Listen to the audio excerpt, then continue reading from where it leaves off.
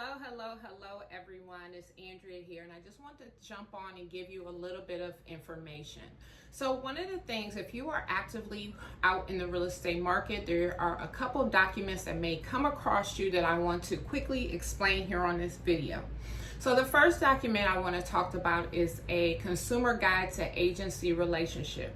This document is required by the state of Ohio. It is not obligating you to anything in a transaction. It is simply just letting you know about the agency relationships that you can enter into if we sign a contract on a property.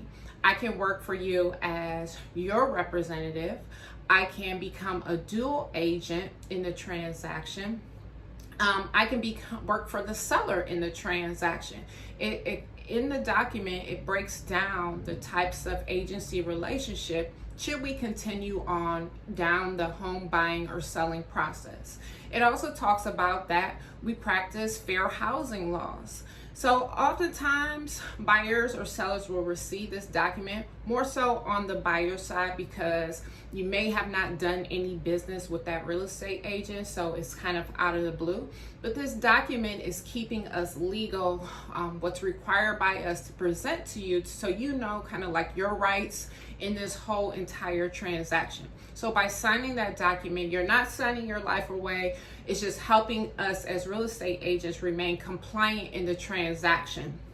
So the next document that I want to talk to you about is a buyer's exclusive agency document. It's more so in this document, that is where you are being locked into contracts, into working with that agent.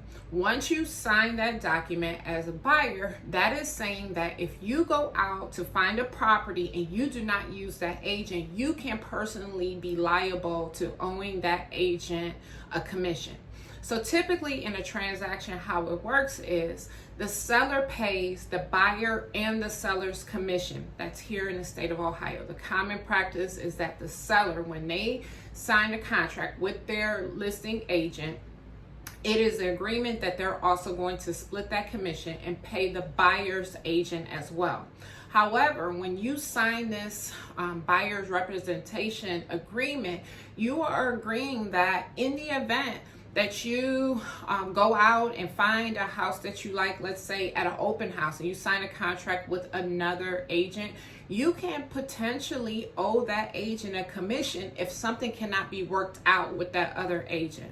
So you definitely want to be aware of this. Also, before signing that agreement, you want to make sure that you pay special attention to the time frame or the term of that agreement. You don't want to sign something that's going to hold you liable for, let's say, a year's time. You can do it in smaller increments, and if you need to renew that, you absolutely can. Lastly, if you are going out, you're looking for sale by owners, if you're looking at open houses and you are actively working with a real estate agent, you want to make sure that you pull your agent that you've been working with back into the transaction, even for an open house. Keep them informed. Something pops up, an open house, just let them know. A lot of times they can register you for that open house. For sale by owner, let them help you and negotiate that contract for sale by owner. And this also includes for new construction as well. You have lots of options that are out there.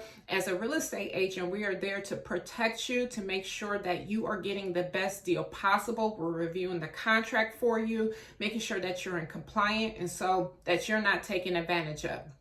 So when these couple of documents are presented to you, that consumer guide to agency, of course, you want to read it, but you have nothing to be concerned about. This is just a general document that we are required to have you sign and keep in our file. No matter if you continue to work with us or not, it's something that we have to keep on file.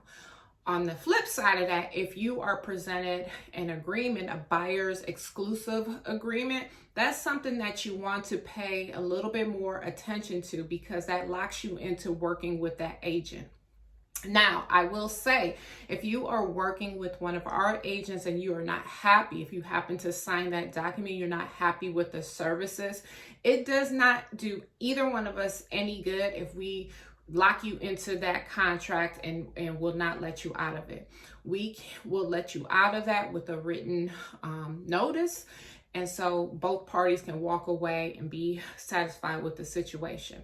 If you want more information, you're looking here in the Cleveland market, you want to know how to get started, need some information, you're a first-time home buyer, you have no clue what to do, give us a call, 216-220-7886, and I look forward to hearing from you guys soon.